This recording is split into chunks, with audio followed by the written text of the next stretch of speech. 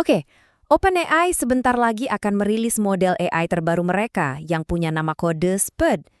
Tapi, ini bukan sekedar peluncuran produk biasa ya. Ini adalah pertaruhan super besar dengan taruhan yang bisa menentukan hidup matinya perusahaan ini di masa depan. Kita lihat lebih dekat yuk.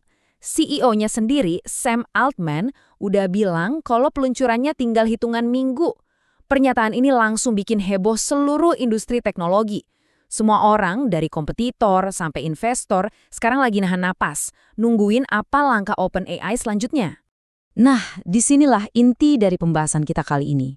Di balik semua hype dan kemeriahan itu, ada risiko yang luar biasa besar yang lagi diambil OpenAI. Ini bukan cuma soal jadi nomor satu, tapi ini soal bertahan hidup. Jadi, apa aja sih yang sebenarnya dipertaruhkan dalam pertaruhan eksistensial ini? Klaim ini bener-bener gila loh. Presiden OpenAI bilang mereka udah 80% menuju AGI, atau Artificial General Intelligence, AI yang kecerdasannya setara sama manusia. Ini nunjukin ambisi mereka tuh setinggi apa. SPUD bukan cuma update biasa, tapi sebuah lompatan raksasa buat mencapai tujuan akhir mereka. Dan ini angkanya. Angka yang bikin kita ngerti seberapa besar taruhannya. Valuasi perusahaan mereka mencapai 852 miliar dolar. Angka segede ini bukan cuma tanda kesuksesan, tapi juga beban resiko. Kalau SPUD sampai gagal, nilai ini bisa anjlok drastis. Masalahnya, OpenAI nggak sendirian. Mereka itu lagi ada di tengah-tengah balapan yang super ketat, didorong sama tekanan kompetisi yang luar biasa. Ancaman pertama, dan yang paling dekat, datangnya dari Google. Acara Google I.O. itu dijadwalkan tanggal 19 Mei, dan ada kemungkinan besar mereka bakal ngeluarin Gemini 4 di sana. Kalau OpenAI nggak meluncurkan SPUD sebelum itu, wah mereka bisa kehilangan panggung dan momentum sepanjang sisa tahun ini. Terus ada Anthropic, model pesaing mereka, Cloud Mythos, ini performanya gila banget pas diuji coba. Saking canggihnya, dia bisa nemuin celah keamanan cyber yang bahkan manusia aja belum pernah temukan. Model ini begitu powerful sampai aksesnya harus dibatasi. Nah, inilah standar baru yang harus dilampaui sama SPUD. Dan mungkin ancaman paling besarnya datang dari sisi ekonomi. DeepSeek. Mereka ngaku bisa ngasih performa setara dengan biaya cuma 1/100-nya. Bayangin, cuma 1%. Kalau ini beneran, ini bukan lagi persaingan. Ini ancaman yang bisa meruntuhkan seluruh model bisnis OpenAI sampai ke akarnya. Garis waktu ini nunjukin betapa sempitnya jendela kesempatan mereka.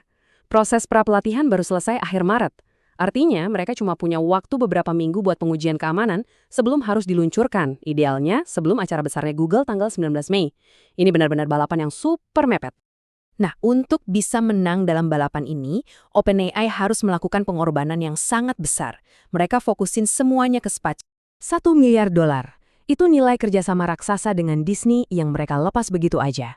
Ini bukan keputusan enteng loh, ini pengorbanan finansial yang luar biasa besar. Cuma demi semua sumber daya bisa fokus ke SPUD. Jadi, poin utamanya adalah fokus yang brutal. Kutipan internal ini ngejelasin alasannya. Dengan persaingan yang seketat ini, terutama dari Anthropic di pasar developer, mereka ngerasa nggak punya pilihan lain selain ngerahin semua kekuatan ke satu hal, SPUD. Nggak ada waktu buat side quest. Oke, mari kita rangkum pengorbanannya. Mereka menghentikan pengembangan Sora, model video AI mereka yang sempat viral itu. Terus, mereka batalin deal 1 miliar dolar sama Disney. Dan yang paling penting, mereka mindahin 100.000 GPU, ini otaknya komputasi super canggih yang mahal banget, semuanya dialihkan untuk melatih SPUD. Tapi, pertaruhan ini punya sisi gelapnya. Isunya soal memori, uang, dan potensi kekacauan. Salah satu fitur andalan SPUD itu namanya memori persisten. Tujuannya biar AI ini benar-benar kenal sama kamu. Tapi coba deh pikirin implikasinya. Ini artinya OpenAI bakal punya gudang data pribadi kita yang super besar yang langsung memunculkan pertanyaan serius soal privasi dan keamanan. Slide ini nunjukin pola yang agak mengkhawatirkan. Tim yang khusus ngurusin keamanan AGI dibubarin. Kata dengan aman dihapus dari misi perusahaan mereka. Mereka juga sempat kena pelanggaran keamanan. Dan semua ini terjadi pas mereka mau ngeluncurin model yang paling banyak ngumpulin data pribadi.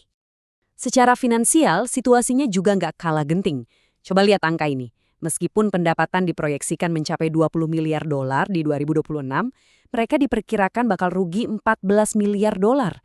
Mereka itu bakar duit miliaran dolar. Jadi Sput harus sukses besar, bukan cuma buat menang di pasar, tapi juga demi kelangsungan hidup perusahaan. Dan ini mungkin detail kecil, tapi maknanya simbolis banget. Menghapus kata dengan aman dari janji utama perusahaan, itu ngasih sinyal yang kuat banget soal prioritas mereka sekarang. Apalagi di tengah kekhawatiran soal regulasi dan keamanan yang makin kencang. Semua ini pada akhirnya menuju ke satu momen penentuan, sebuah peluncuran dengan taruhan paling tinggi yang pernah ada.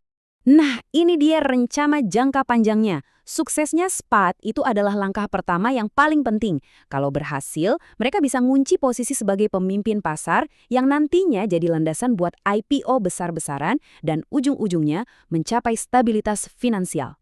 Jadi, kita akhiri dengan pertanyaan ini. SPAT menjanjikan AI yang bisa kenal kita secara personal, yang bisa ngingat setiap detail. Tapi dalam balapan yang begitu sengit buat mencapai masa depan itu, pertanyaannya adalah bahaya-bahaya penting apa soal keamanan, privasi, dan etika yang mungkin sengaja mereka abaikan.